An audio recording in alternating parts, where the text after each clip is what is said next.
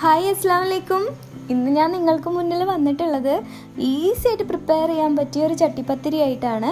സാധാരണ ചട്ടിപ്പത്തിരി എന്ന് പറയുമ്പോൾ എൻ്റെ അമ്മ ഒരുപാട് സമയം മെനക്കേടാണെന്നൊക്കെ വിചാരിക്കും. പക്ഷേ അതൊന്നും വേണ്ട, സിമ്പിളായിട്ട് നമുക്ക് വീട്ടിൽ പെട്ടെന്ന് കുട്ടികൾക്കൊക്കെ കൊടുക്കാൻ പറ്റിയ നല്ലൊരു ചട്ടിപ്പത്തിരി ആയിട്ടാണ് ഞാൻ വന്നിട്ടുള്ളത്. നല്ല ടേസ്റ്റുമാണ്, ഗ്യാരൻറ്റീഡാണ് ടേസ്റ്റൊക്കെ. അപ്പോൾ നമുക്ക് ലേറ്റ് ആക്കേണ്ട. ഇപ്പോൾ ഇൻഗ്രീഡിയൻസ് എന്തൊക്കെയാണെന്ന് നോക്കാം. ഞാനിവിടെ എനിക്ക് അവൈലബിൾ ആയിട്ടുള്ള കുറച്ച് ഇൻഗ്രീഡിയൻസ് മാത്രമേ ചേർക്കുന്നുള്ളൂ. ഞാനിവിടെ വലിയ ഉള്ളി 2 കുഞ്ഞതാക്കി അരിഞ്ഞു വെച്ചിട്ടുണ്ട്. അതുപോലെ ഒരു വലിയ തക്കാളി ചെറുതാക്കി അരിഞ്ഞിട്ടുണ്ട്. പിന്നെ കുറച്ച് ഒരു 4-5 വെളുത്തുള്ളിയും അതുപോലെ ചെറിയ കഷ്ണം ഇഞ്ചി ചതച്ച് വെച്ചിട്ടുണ്ട്. പിന്നെ വേപ്പിൻ്റെ ഇല എടുത്തിട്ടുണ്ട്. നിങ്ങൾക്ക് മല്ലിച്ചപ്പൊക്കെ കിട്ടുകയാണെങ്കിൽ ഒന്നുകൂടെ ടേസ്റ്റ് ഉണ്ടാവും കേട്ടോ. പിന്നെ അതുപോലെ ഞാനിവിടെ എടുത്തിട്ടുള്ളത് ചിക്കന് മഞ്ഞളും ഉപ്പും അതുപോലെ കുരുമുളക് പൊടി ഇട്ടിട്ട് വേവിച്ച് അതൊന്ന് ജസ്റ്റ് ഒന്ന് പിച്ചി വെച്ചിട്ടുണ്ട്. പിന്നെ അത് വേവിച്ച് അതിൻ്റെ വെള്ളവും ഞാൻ കുറച്ച് മാറ്റി വെച്ചിട്ടുണ്ട്. അതിൻ്റെ സത്തൊക്കെ അതിൽ ഇറങ്ങിക്കല്ലേ, അതുകൊണ്ടാണ് എടുത്ത്. പിന്നെ 2 കോഴിമുട്ട.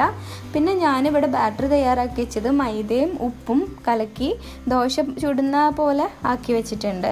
അപ്പോൾ ഇത്രയാണ് ഞാനിവിടെ എടുത്തിട്ടുള്ളത്. പിന്നെ ഞാൻ കുറച്ച് സോയാ സോസ് എടുത്തിട്ടുണ്ട്. പക്ഷെ അത് നിർബന്ധമൊന്നുമില്ല, അതിൻ്റെ ആവശ്യമൊന്നുമില്ല. ഞാനിവിടെ ഉള്ളതുകൊണ്ട് ഞാനത് എടുത്തുന്നേ ഉള്ളൂ.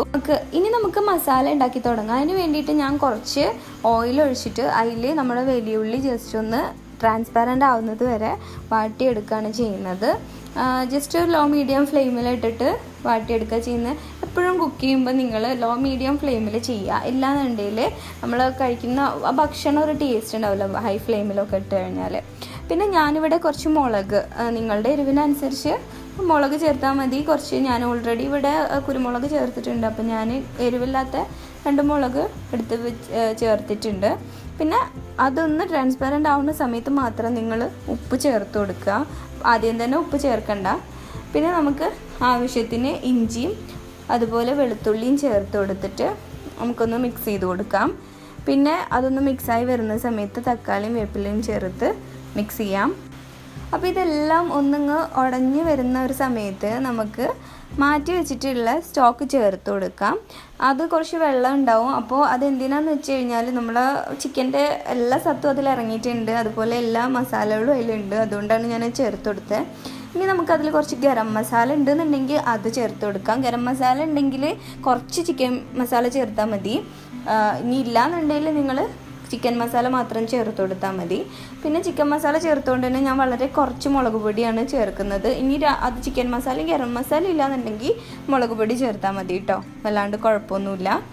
പിന്നെ ഞാൻ ഇതിലേക്ക് കുറച്ച് സോയാ സോസ് കൂടെ ഒഴിക്കുന്നുണ്ട്. ഞാനിപ്പോൾ ഇത് വേണമെന്നൊന്നുമില്ല കേട്ടോ, നിങ്ങളെ കയ്യിൽ ഇനി തക്കാളി സോസ് ഉണ്ടെങ്കിൽ അത് ഒഴിച്ചോളൂ, ചില്ലി സോസ് ഉണ്ടെങ്കിൽ അത് ഒഴിക്കാം. എല്ലാം ടേസ്റ്റ് തന്നെയാണ്. ഇപ്പോൾ ഇതൊന്നും എൻ്റെ കയ്യിലില്ല. എൻ്റെ കയ്യിലിപ്പോൾ സോയാ സോസ് ഉള്ളതുകൊണ്ട് ഞാനത് ഒഴിച്ചു എന്നുള്ളൂ. ഇനി ഇല്ലെങ്കിലും ടേസ്റ്റ് തന്നെയാണ്. അപ്പോൾ ഇത് അതിലേക്ക് നമുക്ക് ചിക്കനും കൂടെ ചേർത്തിട്ട് നന്നായിട്ട് വറ്റിച്ചെടുക്കാം. ഇനി നമുക്കതിന് വേണ്ട ദോശ തയ്യാറാക്കുകയാണ്. ഞാനിവിടെ മാറ്റി വെച്ച മൈദയുടെ മിക്സിയില്ലേ, സാധാരണ നമ്മൾ അപ്പം ചുടില്ലേ അതുപോലെ തന്നെ ജസ്റ്റ് മൈദ മിക്സ് ചെയ്തിട്ട് അതിൽ ഉപ്പിട്ടിട്ട് ഞാൻ ദോശയാക്കി ചുട്ടെടുക്കുകയാണ് ചെയ്യുന്നത്. സാധാരണ എല്ലാവരും അത് പരത്തി ഉണ്ടാക്കാറാണ്. എനിക്കതിനുള്ള സമയമൊന്നുമില്ല. അതുകൊണ്ട് ഞാൻ പെട്ടെന്ന് അപ്പം ചുടുന്ന പോലെ ചുട്ടെടുക്കുകയാണ് ചെയ്യുന്നത്. ഇനി നമുക്കതെല്ലാം കൂടി ഒരു പാനിൽ വെച്ചിട്ട് നമുക്കത് സെറ്റാക്കി എടുക്കണം. അതിന് വേണ്ടിയിട്ട് ഞാൻ കുറച്ച് അടി കട്ടിയുള്ളൊരു പാൻ എടുത്തിട്ടുണ്ട്. ഇനി അതിലേക്ക് നമുക്ക് കുറച്ച് കട്ടിയുള്ള ലെയർ ആദ്യം വെച്ച് കൊടുക്കാം. കുറച്ച് കട്ടിയുള്ള ലെയറാണ് എടുത്തിട്ടുള്ളത്. ഞാൻ ആ ഒരു ബാറ്റർ കൊണ്ട് ഞാനൊരു 5 അപ്പം ഉണ്ടാക്കി വെച്ചിട്ടുണ്ട്. നിങ്ങൾക്ക് ഇഷ്ടത്തിനനുസരിച്ച്, നിങ്ങൾക്ക് മസാല ഉള്ളതിനനുസരിച്ച് നിങ്ങൾക്ക് അപ്പം ഉണ്ടാക്കിയെടുക്കാം. അങ്ങനെ ഓരോ ലെയറിൻ്റെ ഇടയിലും നമുക്ക് കോഴിമുട്ട ഒഴിച്ചു കൊടുക്കണം. അങ്ങനെയാണെങ്കിൽ ഇതെല്ലാം സ്റ്റിക്കായിട്ട് ഒരൊറ്റ അപ്പമായിട്ട് നമുക്ക് കിട്ടും. അപ്പോൾ ഓരോ ലെയറിനനുസരിച്ച് എത്ര മസാല ഉണ്ടോ അതിനനുസരിച്ചിട്ട് നിങ്ങൾക്ക് ലെയറാക്കി എടുക്കാം. വളരെ സിമ്പിളായിട്ട് തന്നെ ഉണ്ടാക്കാം. ഒരു 30 മിനിറ്റ് ലോ ഫ്ലെയിമിൽ ഇട്ടിട്ട് ഇത് അടച്ച് വെച്ച് വേവിക്കുകയാണ് വേണ്ടത്. അപ്പോൾ നമ്മുടെ അപ്പം റെഡിയായി കിട്ടും. അപ്പോൾ നമ്മൾ അപ്പം റെഡി ആയിട്ടുണ്ട്. വളരെ സിമ്പിളായിട്ടുള്ള ഒരു ചട്ടിപ്പത്തിരിയാണ്. നമ്മളെ വീട്ടിലുള്ള ഐറ്റംസ് വെച്ചിട്ട് മാത്രമാണ് ഞാനിത് ഉണ്ടാക്കിയിട്ടുള്ളത്. കൂടുതൽ ഞാനൊന്നും യൂസ് ചെയ്തിട്ടില്ല. വളരെ സിമ്പിളാണ് ഇത് ഉണ്ടാക്കിയെടുക്കാനായിട്ട്. ഇപ്പോൾ എന്ന് പറഞ്ഞു കഴിഞ്ഞാൽ മഴക്കാലം വന്നു, അപ്പോൾ നമുക്ക് കൂടുതൽ ഇഷ്ടമുണ്ടാവും ചൂടായിട്ടുള്ള ഐറ്റംസിനോടായിരിക്കും. നല്ല പൊരിച്ചതും ഇതുപോലുള്ള ഐറ്റംസൊക്കെ കിട്ടിക്കഴിഞ്ഞാൽ എങ്ങനെ തീരുന്നതെന്ന് അറിയില്ല.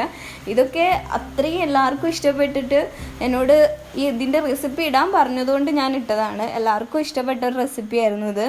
അപ്പോൾ സിമ്പിളാണ്, അതുപോലെ എല്ലാവർക്കും കഴിക്കാനും ഇഷ്ടപ്പെട്ട നല്ലൊരു റെസിപ്പി ആയിരിക്കും. അപ്പോൾ നിങ്ങൾ എന്തായാലും ഇത് വീട്ടിൽ ട്രൈ ചെയ്ത് നോക്കുക. ട്രൈ ചെയ്തതിന് ശേഷം നിങ്ങൾ എന്നെ ഫീഡ്ബാക്ക് അറിയിക്കുക കമൻറ്റിലൂടെ. നിങ്ങൾക്ക് എൻ്റെ വീഡിയോസ് ഇഷ്ടപ്പെടുകയാണെന്നുണ്ടെങ്കിൽ എന്തായാലും നിങ്ങൾ ലൈക്ക് ചെയ്യണം. അതുപോലെ എൻ്റെ വീഡിയോസ് ആദ്യം കിട്ടാൻ വേണ്ടിയിട്ട് നിങ്ങൾ എൻ്റെ ചാനൽ സബ്സ്ക്രൈബ് ചെയ്യുക. ഇൻഷാ അല്ലാ ഇനി ഇതുപോലുള്ള റെസിപ്പി ആയിട്ട് ഞാൻ വീണ്ടും വരാം. അതുവരെ അസ്സലാമു അലൈക്കും.